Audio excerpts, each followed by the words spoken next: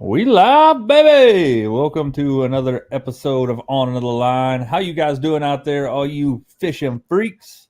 Hope you guys are having an excellent Tuesday evening. Got a I lot had of to stuff think to talk about it. about. What is it? I had to think about Yeah, me it. too. Like it's been we. So last week, we'll just talk about last week in just a second. So let's get this intro out of the way. Got a few things to bring at you, like Borders having an open house this weekend. So we will or I will see you there. So let's get the intro out of the way. Let's do it. That's a life of a fisherman you wouldn't understand. Something you can't feel on dry land. Gotta get your arms way up in a cage and set the hook on smallmouth bass, and then you'll understand.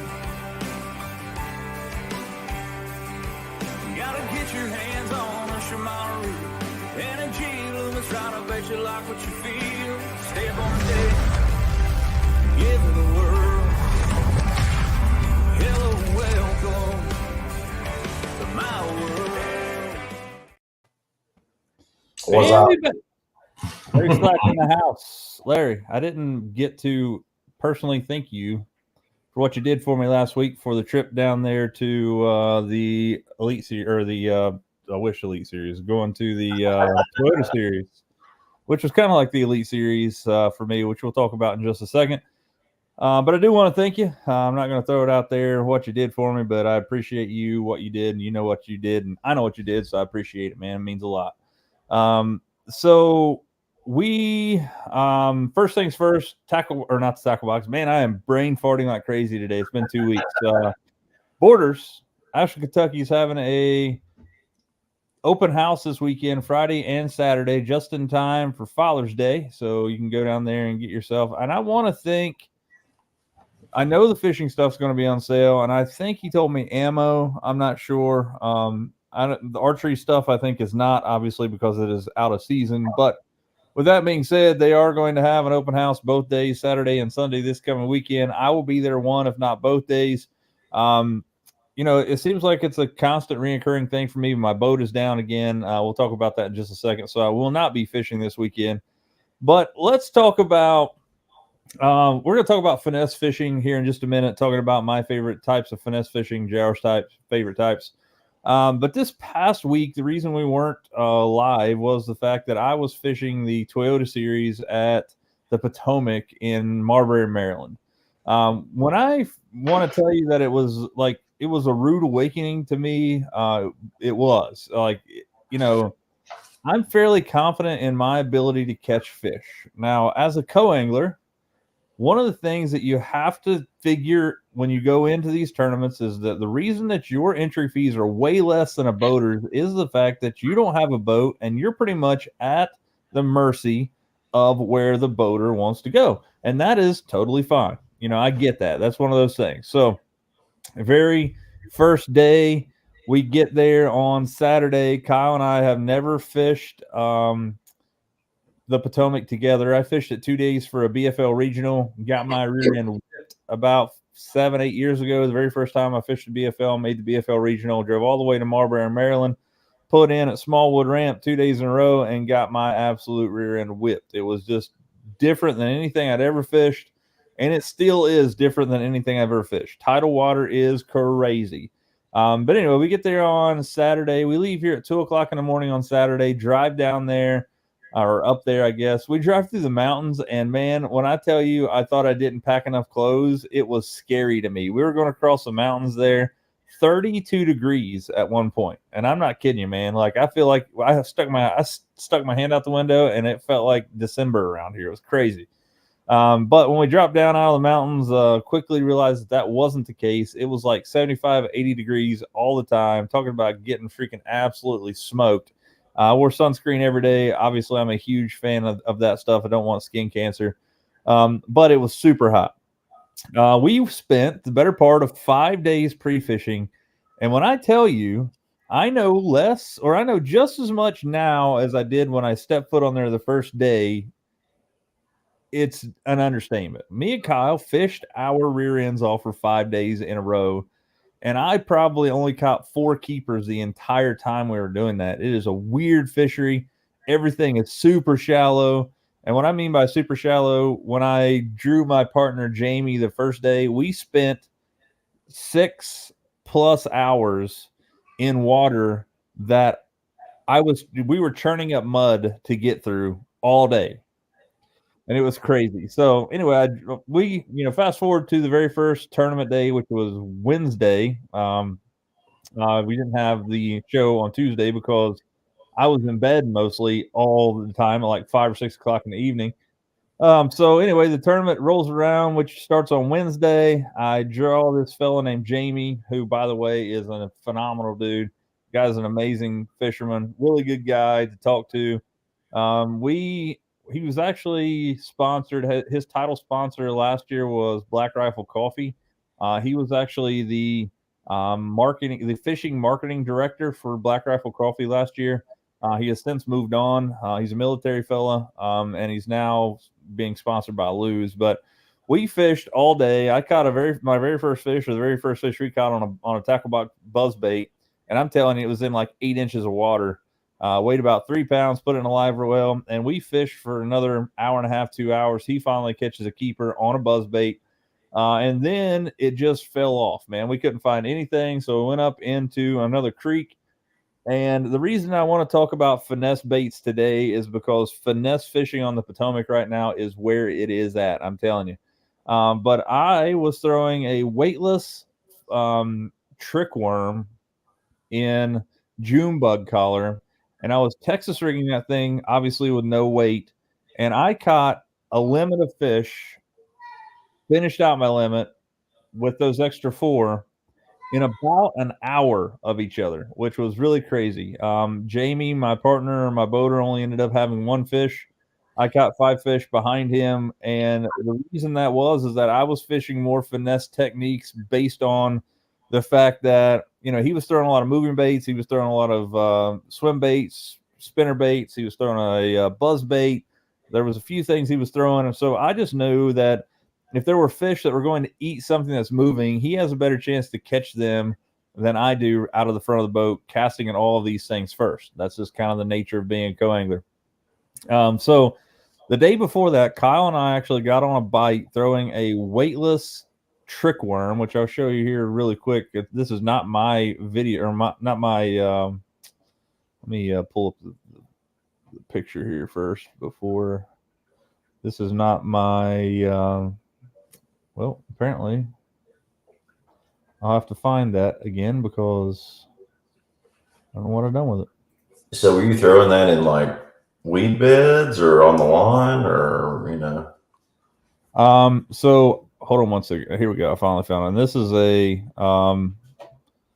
think this might be James Watson. So let's see here. So this is a different color. Obviously, this kind of looks like a brown or like a cherry seed color. I was not throwing the extra little stinger hook here. I was just Texas rigging this Zoom trick worm in June bug color, which is kind of a purplish plum collar with no weight, just a 4-aught Gamakatsu offset shake worm hook, 12-pound Sunline FC Sniper. And it was one of the most fun techniques to throw this week because I was throwing it on a 611 medium plus casting Poison Adrena with an old school Chronarch CI4 Plus, which is absolutely it has to be one of the lightest combinations on the planet, no doubt. So to answer JR's question is that everywhere you go in the Potomac, if it is shallow, there is some sort of grass, whether that be eelgrass or there was hydrilla everywhere. There was a lot of stuff that that you could get in and catch these fish. So I was throwing this when I caught my 4 fish at the Potomac on this rig right here. I was throwing it around wood. That's one of the things that me and Kyle had determined the days before that, is that if you got around wood that had enough water on it, you could catch fish, but it was very, very finessey fishing. But the reason that I think that this trick worm was catching fish, especially weightless like this, you can fish a trick worm a ton of different ways. You can regular Texas rig this thing with a bullet weight, You could wacky rig this thing, which we're going to talk about. You could Nico rig this, which we're going to talk about. There's 100 different ways you can rig this thing, but this was easily my best producing bait at the Potomac. And I was throwing this thing around wood, but you could snake this thing through grass and through the tops of grass patches. We did catch a lot of fish. There was a ton of lily pads, especially in like Mattawoman Creek and other places like that.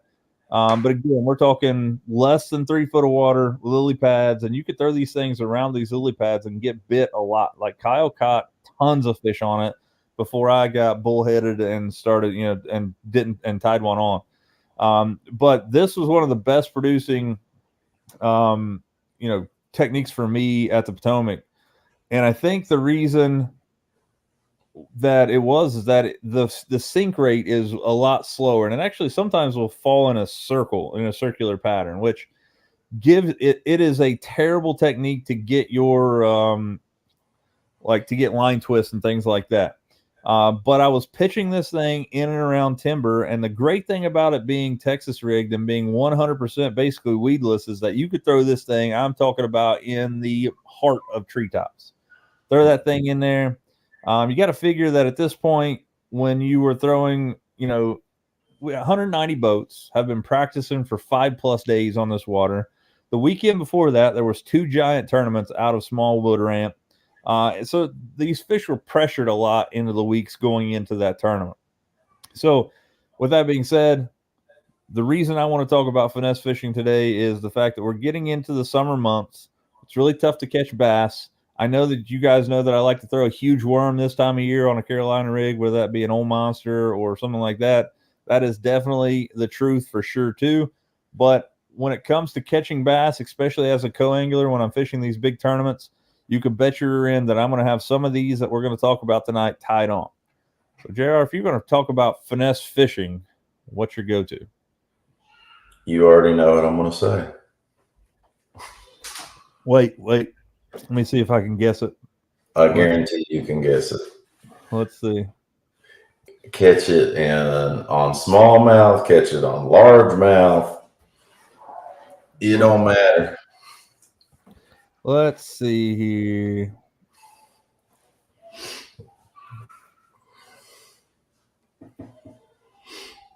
There we go. The drop shot. So to me, it's the most natural looking thing. The weight on the bottom, floating above. I like using robo worm most. And it just catches fish wherever you go, whether it's largemouth spot, smallmouth. I mean, up north, there's nothing better than a drop shot. Sure, it's not the sexiest thing in the world, but whenever I'm having a tough time and I can't get bites, I'm probably going to be throwing a drop shot. Yep, just a couple of things here about the drop shot. The weight here, the distance between the weight and the hook is 100% totally up to you. But another thing that kind of determines how long you need that leader going from the hook to the weight is that if you're fishing any areas that have grass, if you're fishing stuff that has a foot tall grass on the bottom of where you're fishing, if you have a 6-inch leader on there, you're just going to get tangled up every time you cast, and 2, the fish are not going to be usually buried up into that grass like that. They're going to be sitting on top of it. So you need to kind of deal with that a little bit. And another thing is that people don't think about here, if you just drop the drop shot directly off the front of your bow of your boat and you have a 1 foot leader, your bait is going to be roughly 1 foot from the bottom because, your line is straight up and down. Well, who's going to do that? Not many people, unless you're bed fishing for smallmouth, and let's face it, it's almost over for that time. So you're going to be casting this thing away from your boat. So one of the things that you're going to have to think about is that this main line, I hope you guys can see my mouse here, it's actually going to be coming away from the line like this. So it's going to cause that bait to be lower in the water column. So if you're casting something like this, you're going to be wanting to maybe make this leader a little bit longer. Now, right here on this thing where it says Palomar knot, I enjoy throwing the Palomar knot on here for one of 2 reasons. One, it's a tried and true knot. But 2, you always want the hook point to be facing towards the sky. You're going to get a better hookup ratio. It's just the way that it is. Now, if you tie a Palomar knot, there is one of two ways that this hook can be pointing. It could either pointing directly like it is, which is correct, or it could be pointing 180 degrees down towards the bottom of the lake or the river you're fishing. If that happens, you do not have to cut your line off and actually redo it. Just take your tag in line right here before you actually put your line back on or your hook on here. Just feed it back through the hook eye. Just make it go back through that hook eye and pull it through, and that will flip the hook 180 degrees. So the weights, you can buy these things in, a ton of different materials. I pour my own with Do It molds using lead because I use a ton of these.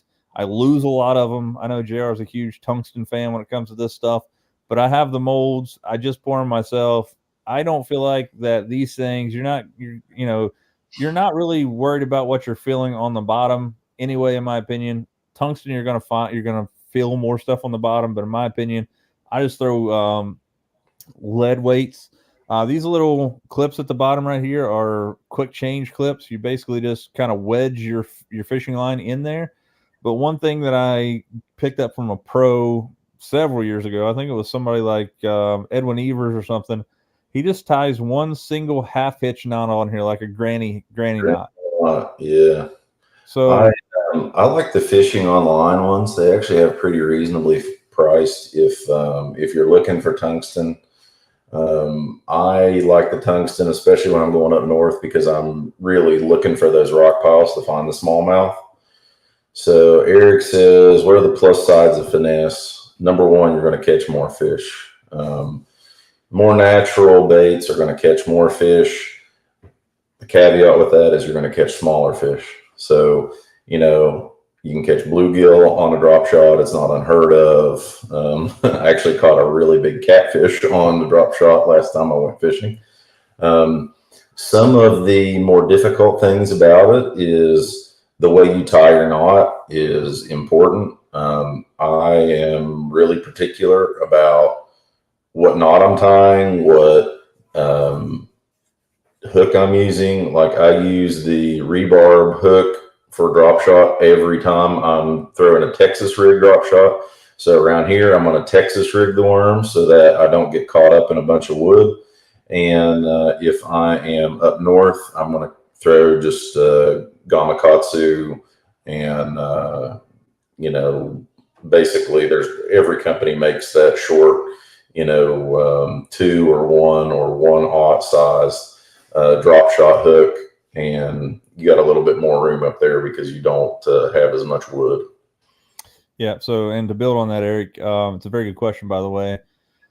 The reason I think finesse fishing is harder than most other fishing is because they are a lot of times brutal styles of fishing. Like for you as a fisherman, they're very slow. If you're fishing something that's weightless, you have to wait for that thing to fall in the water column, and it may fall even slower than I'm actually pulling my hand down. But finesse versus normal power fishing, what I call power fishing, like crankbaits, spinnerbaits, I even feel like jigs are more power fishing than I think finesse fishing, though. But it's not that they're harder to the techniques are harder to do. That's not the case. It's just, in my opinion, less fun of a way of fishing. But as JR mentioned, I feel like you have double the chance of catching a fish. Yes, around here. Jeez. It's more natural, like you said. What's up, Mike? How you doing, buddy? Spin shot. So if you're talking about like the VMC spin shot, I like them a lot. However, one of the downfalls is that you have to tie 2 knots to get your baits on there, which gives you double or at least one more times the amount of things that can go wrong. Set the hook, you don't tie a good enough knot, break your line. I do like the fact that it spins around the line. It gets rid of line twists, which most of these finesse things we're talking about right now or going to talk about tonight are horrible for putting line twist in your line. And that is, it's not an absurd thing. It's not going to make or break you catching fish normally. It will take the amount of casting ability that you have down or the distance. It just the way it is. It doesn't come out of your reel straight. It comes out like a slinky, which is not good. If you ever get to the point, this is something I saw a pro do one time. This is not my deal. If you ever get to the point where your line's really twisted up, and you don't care to start your big motor, and he's just start your big motor and put it in gear, and then start letting the line out the back of your boat while you're driving from the driver's seat. Be careful. Do not put your line in your lower unit, because there goes your seals. It's not going to be fun. But if you hold your rod out to the right hand side of your boat, let it go out to where about 60 to 70% of your line is off of your reel. Set your bell, or click your reel, whether you're talking about a casting or a spinning rod, and just let that thing just drag behind the boat while you're going on an idle speed for 5 to 7 minutes or so, and then reel it up while you're still going, because it's going to have a lot of drag on that line. You wouldn't think about it, but you get 100 yards of line out behind you that's going to be having all that water resistance on there. It's going to, one, tighten up your line on your reel, but two, it's going to get a lot of that line twist out of there. So, Micah, the only thing I don't like about the spin shot, I definitely use those like when I first started fishing the drop shot. I love the spin shot. The thing that I don't like about it is it's got a lot more metal, and when you look at your bait in the water, it's a little bit less natural. And I know that seems like a really small thing, but to me, when you are fishing finesse, you're trying to be the most natural thing. And to me, I don't know if it's more in my head, but I used to fish them all the time. And then I started tying and using the Palomar, putting the line back through, and I got back in tune with that. And that's where my confidence lies. So I don't think there's anything wrong with it. I feel like line twist isn't super big problem with me in drop shot, but I feel like just go where your confidence lies. But I think they make good hooks. It's just, I think it's a little less natural because of the amount of metal on it. Yep. Yeah, man. Like, so JR actually has a BFS rod that he would like to sell. If you guys are interested, he has a whole setup, X Pride and a Corrado BFS. Yeah, it's pretty sweet. It's I love spinning stuff. I mean, I think I'm kind of that. I like to think Brent Ayler 50-50 finesse and power. So I just can't get rid of the sensitivity of a spinning setup. But so yeah, so this weekend, if I'd have had that BFS rod, I would have definitely been throwing it on the technique that I was throwing there. So yeah. Next up is going to be something that I feel like that as a co-angler, or any angler for that matter, you should have in your finesse repertoire, is a wacky rig. Now, this is a weightless wacky rig. Obviously, the picture from wiredtofisher.com. On braid. But yeah, like it looks like he's got 80-pound braid on that thing. Yeah, exactly. I would not be throwing that. This is a weightless wacky rig. You can see there's no weight attached to the hook. My favorite way to fish a wacky rig is with some sort of weight attached. I fish a Jackal. I think it's like a 3/16, or it's actually 3/64 of an ounce. Very small tungsten weight, which is weird to me because this past weekend, man, I was fishing a dock, and it was a metal dock, and I cast this wacky rig and hit the metal dock, and I split a tungsten weight in two. It came back. I was like, what is happening? I mean, it split right down the center, which is crazy. But tungsten. Oh. Obviously, tungsten is really brittle because it's so hard, but it's the first time I ever have that happen. But you can see here that this person is using a Cinco, which is one of my favorite baits to throw on this. But there's other baits that I could throw, just like we talked about a second ago. You got that trick worm you can do this with. The Jackal Flick Shake is an amazing worm to throw with this. It was actually designed for the wacky rig.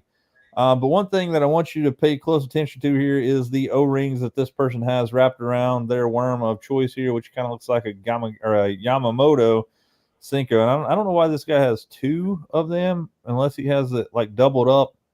But there is a tool out there that you can buy that comes with these things. I would recommend you getting one if you're doing this a lot, because A lot of times I'll just take a hook and I'll double the worm over, similar to what you see here in the picture. I'll match it up end to end, and I'll just stick my weight right through the center of that worm. Now, if you're just using this every so often and you're not catching a ton of fish on it, you'll be totally fine that way. However, if you get to a place like Lake St. Clair or somewhere like that where you're going to be catching 100 fish a day, you're going to go through 20 bags of worms just for the simple fact is that hook is going to split these worms and your worm's going to go flying off.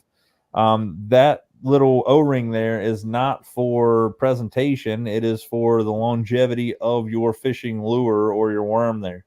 And again, this is a weightless, weedless wacky rig hook that you see here. The one I throw is a Jackal weighted weedless, but instead of having this little thing that goes underneath the barb, it just has a single wire that comes off from there. Does a really good job. I really like it. But this is definitely something that I would recommend you learning how to use if you were going to, get into the finesse fishing game. Yeah, that's it's kind of a staple. I feel like I'm not the best wacky worm fisherman. I think some of it is patience. But I feel like this helps a lot when you have suspended fish or you're throwing in really shallow water. I will almost always use a 4-inch Yamamoto Senko in this instance. I think you like those yum worms quite a bit for this, right? Yes, 4-inch yum dingers really well. I like 4-inch worms. They are chef's kiss. But they're cheaper, so I mean, heck, I'd much rather. Yeah, for sure. If you're going to get into this a lot, there's no doubt Yamamoto makes a better Senko. Like they're like the originator, right? Gary Yamamoto has it down pat. They're like $8 a bag. You can buy 4-inch yum dingers, which work just as well. My favorite color, if you want to just get into the game of wacky rigging and you want to get a few things, buy yourself a few weightless and weighted wacky rig hooks.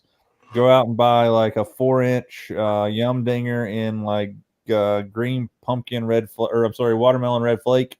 You'll catch some fish, guarantee it, no doubt. So yeah, so that's a very good explanation there. In that too. So when you're talking about the wacky rig and you're talking about a weightless wacky rig, it's easy to say that we can move on to something similar called the Nico rig. The Nico rig is the exact same thing as a wacky rig, except you're going to thread some sort of nail weight into the thicker end of the worm. Now, this worm right here is, I believe, a Jackal flick, or it's a flick shake Nico. It's a Nico shake, I think is what it's called. It has a bigger end here, so you can put the weight on there. I've personally never seen one that has the head there, normally it's just a nail weight that you push up in the end of there. This one you do want to throw with a weightless hook on there because you don't want it to be falling parallel, right? We want this to be falling down on the bottom with that weight being towards the bottom. That way, when you pick it up, it still has the opportunity to fall like a wacky rig, but it's going to stand almost straight up and down when you twitch your rod, which, as well as I do, if you can get something that comes off of the bottom almost at a vertical angle, something that looks like a leech or something like that, fish is going to absolutely annihilate it. So the only difference between this and a wacky rig is the fact that you're putting some sort of small nail style weight in the head of this thing so it falls head down.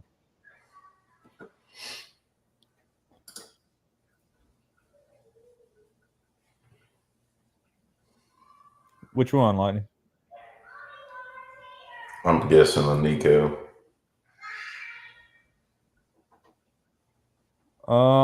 Let's see. Eric, thanks for that, man. I appreciate you showing up. It was a good time. I'll tell you something about that in just a second, which is hard to believe. But so to me, I don't think it's rigged incorrectly.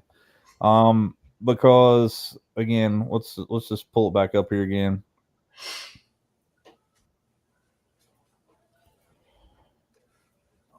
It's just like a wacky rig.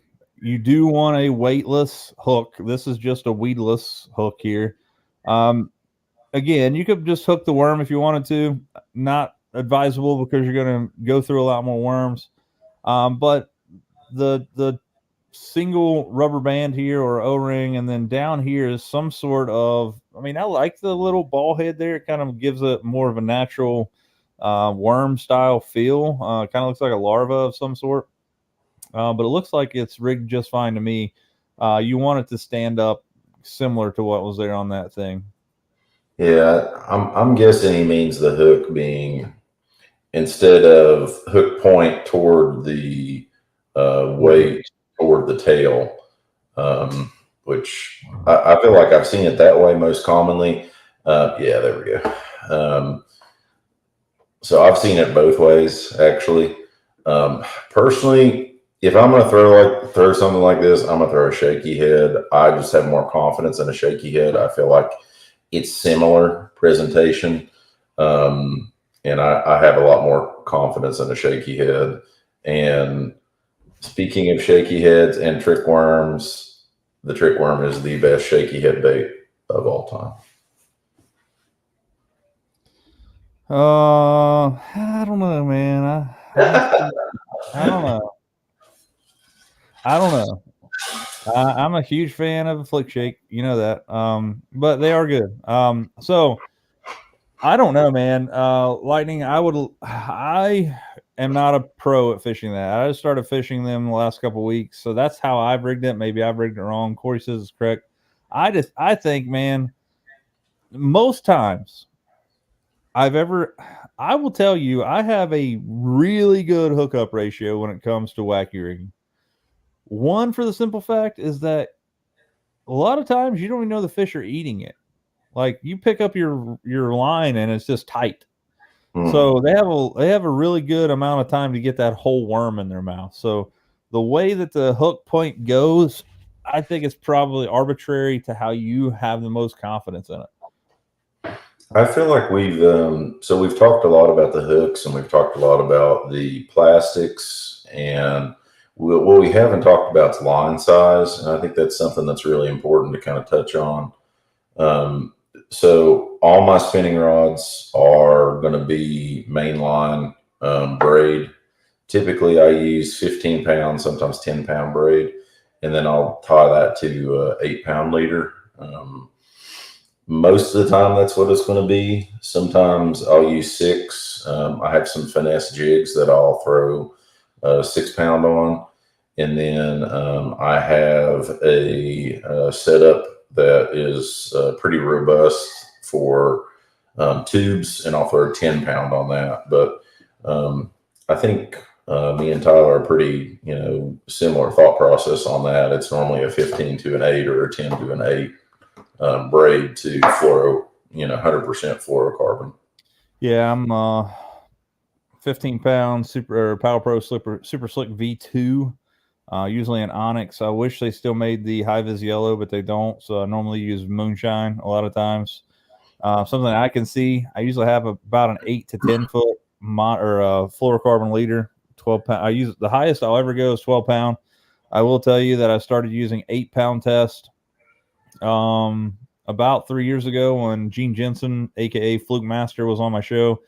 Talked about how he uses strictly 8, even down to 6 and 4-pound leaders. He said he catches way more fish. So I started using 8. And I will tell you that I've caught a lot more fish, I believe, in the last 3 years doing finesse style stuff. But one thing that I will tell you is do not let 8-pound Sunline FC Sniper fool you. This past week, I had the opportunity to catch 2 snakehead fish. If you've ever caught a snakehead or ever see one, they are one of the most ridiculous looking fish on the planet. Did you kill it? Did I kill it? No. I should have, but it was during a tournament. And I was around $1 million houses, so I didn't want to throw it up on some dude's lawn. That'd have been great. No, so I caught. I'm not lying to you. I had him at 15 pounds. It was giant.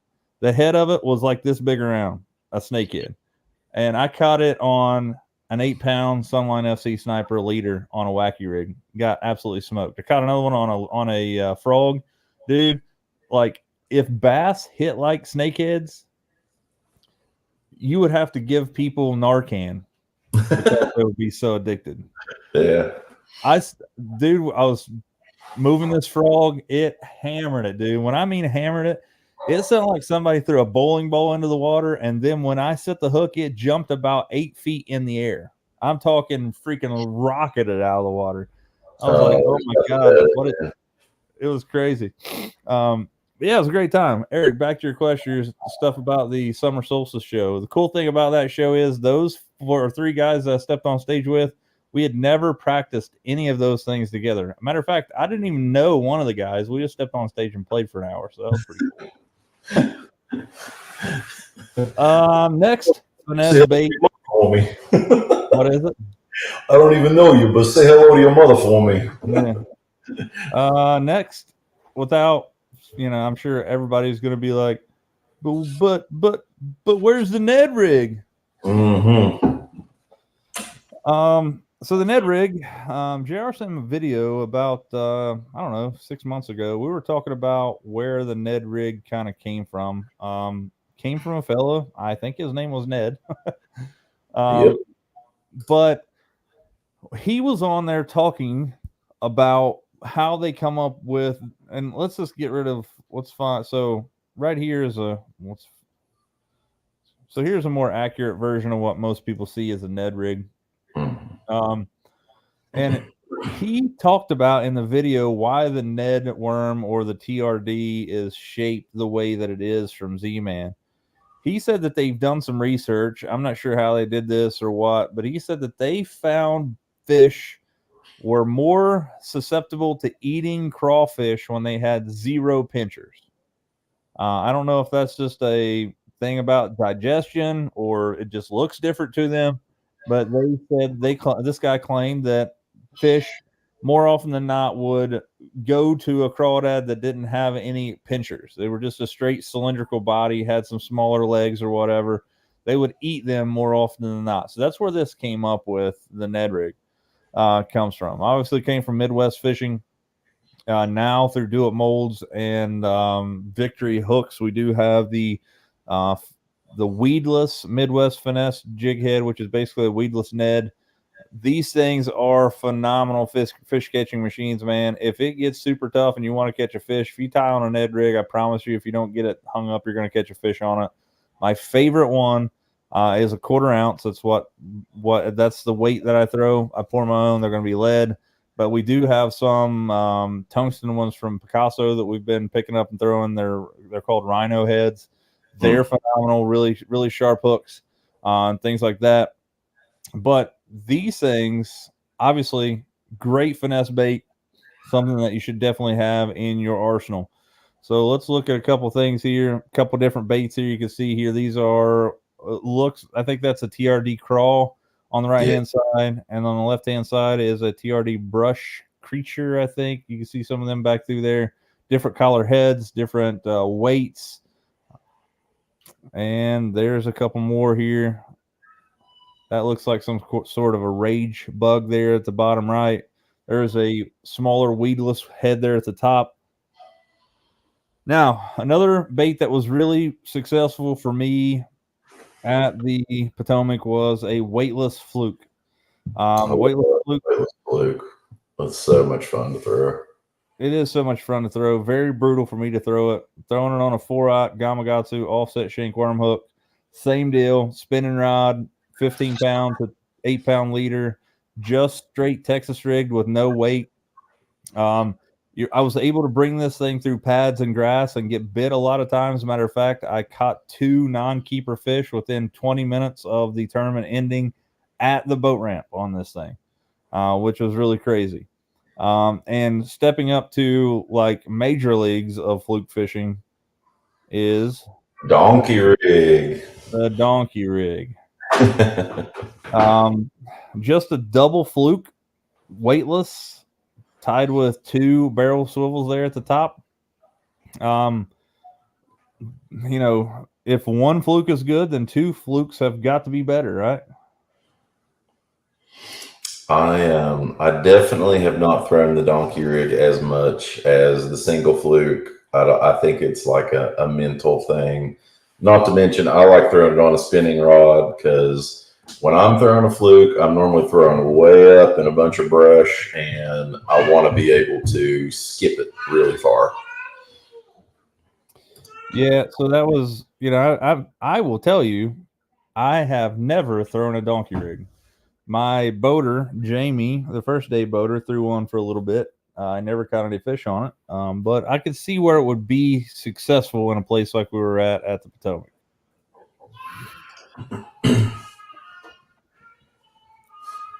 Donkey rig definitely catches fish. Oh yeah, I mean, if you're talking about one of the most natural presentations, I mean, you can mesmerize yourself throwing a weightless fluke. So, oh, I like this. Yeah, actually, Awesome. I've never thrown a Ned trailer. My go-to on that triple threat is a net bait Yeah. Taka Slim, I think, cut down. Good. It's really a good. Speed crawl, really good. I think I mentioned this 2 weeks ago on the show, but the Jackal Chunk Crawl, I've been hyping that bait up for years, man. I'm like, it is the best pitching and flipping bait known to man. You should definitely go out there and grab some of those. And I got slapped in the mouth the other day by Brad and Drew Sadler, of all people, telling me that they have discontinued the chunk crawl. Yeah, man. Like, how weird is that thing? the Japanese, I just feel like the Japanese were like, let's find something that the American anglers won't throw. Let's try this. I bet they'll still throw it. Guess what? Oh yeah. Well, we're gonna make poop baits too, and that's gonna work. Scat bait. Yeah. Let's see.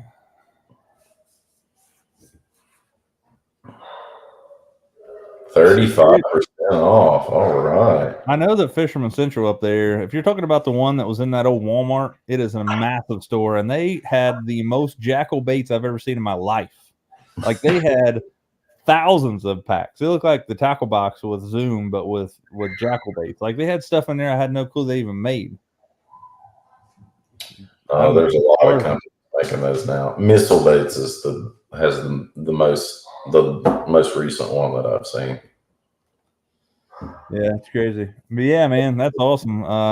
Like, when I tell you that I've got like 15 packs, I called Drew the other day. I was like, I want every pack of green pumpkin that they have available. I don't care if it's 1,000 of them.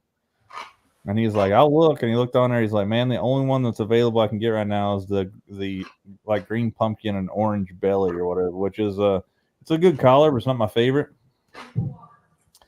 But I mean, I don't know. They're great baits, man. I'm just going to hoard them for tournaments, like big tournaments. Like I fished one a little bit at the Potomac. They weren't eating crawl style baits, man. It was just weird. I think that where I had it Texas rig was just falling too fast for them. Just didn't give them. You're talking inches of water. If it's like shooting to the bottom, they don't have enough time to react. So they were liking stuff that was free floating or falling down.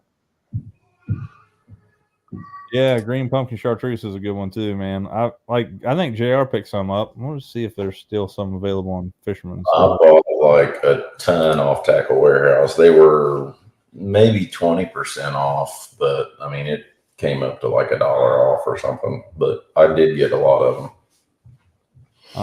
Looks like they are here. They have black and blue JL crawl. They have watermelon pepper still, which is amazing.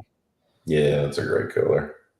Honestly, between the green pumpkin and the watermelon pepper, I mean, they're not that different.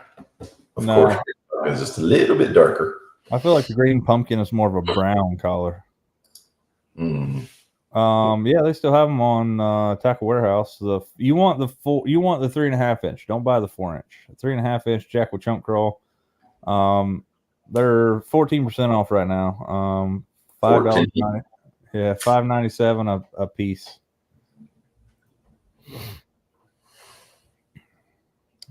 Yeah, Demiki rig is definitely changing the game in fishing. It's been around for a long time, but forward facing sonar and all that stuff has definitely made it to the forefront. Yep, I agree. The Demiki rig needs to go in there too.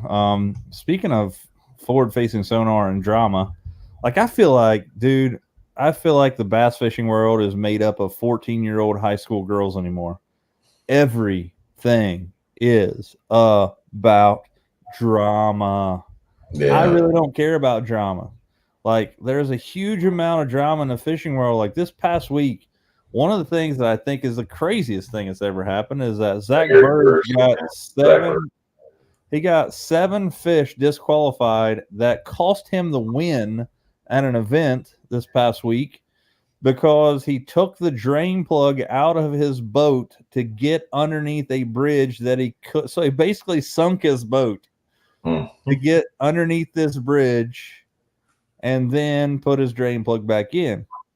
He asked if he could do it. He asked the tournament director if he could take his drain plug out, and the tournament director asked him, "Do you have a remote drain plug?" And Zach Burge even said no. So Zach Burge got out of his boat, which I assume he went swimming. I didn't see any video or anything of it, but I assume he actually got out of his boat. Maybe I don't imagine he got on the bank because I think that's illegal. But he took his plug out of his boat, getting out of his boat, uncorked his boat, let his boat practically sink because you're not going to. It's almost impossible to sink a bass boat because of all the foam that's in them. You can sink them down to the gunnel practically, but you're not going to sink it all the way unless you tear it in half. So he sinks this boat basically, or sinks it lower, and then he went in. And right, Lightning is right. The reason they DQ'd him was because he left his boat to take the plug out. Now, if he would have had a remote drain plug like Lightning's talking about, he could have flipped the switch, sunk his boat, went through, flipped the switch again, turned the bilge pump on, and he's good to go. But the fact that he told his tournament director asked him, "Do you have a remote drain plug?" And Zach Burge said, "No, I do not." They disqualified his catch there. I do agree with that. Instead of DQing his whole entire catch, they DQ'd him from what he caught back there, which was 7 fish in the every fish catch or every fish counts method of MLF right now is a lot. I think it's crap, man. I mean, like, how is that influencing, other than him being creative and catching more fish, using his, I mean, obviously he's an excellent fisherman, and being smart, getting back there. I mean, I think this is part of the stuff that's wrong with fishing. Yeah, I mean, I agree. So I don't know. Here's what it is. I try to stay out of the drama. So with that being said, guys, I'm going to be working on trying to get my boat back on the water here in the coming days. I got an injector that's down. I'm in between a rock and a hard place. If I can't get my boat going, I'm taking it to a fellow Schwartzel Marine here soon in Coolville, Ohio, which is he's the quintessential Evinrude guy from around this area. But I had an injector go down. I sent all 6 of my injectors to a guy named Injector RX in Houston, Texas. He cleaned 4 or 5 of the 6 for me. Told me the one was bad, which I already knew, but he said to send it anyway, and he would try to get it going. If he couldn't, he wouldn't charge me for it, which he did not.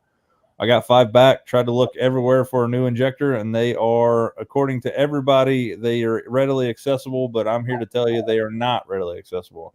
I called BRP, their back order back then. They don't have a date for them to be shipped. And to be honest with you, I don't think they're ever going to come back. Why would they keep making parts for an engine that's not even being produced anymore?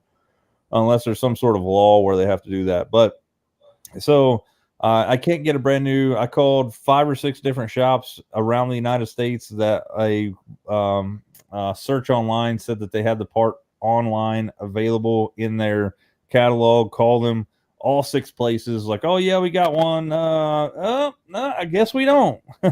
One guy said, well, let's see when the last one was sold. And you hear him, typing on a keyboard, and he was like, he said, well, we sold the last one we had in 2015. And I said, okay.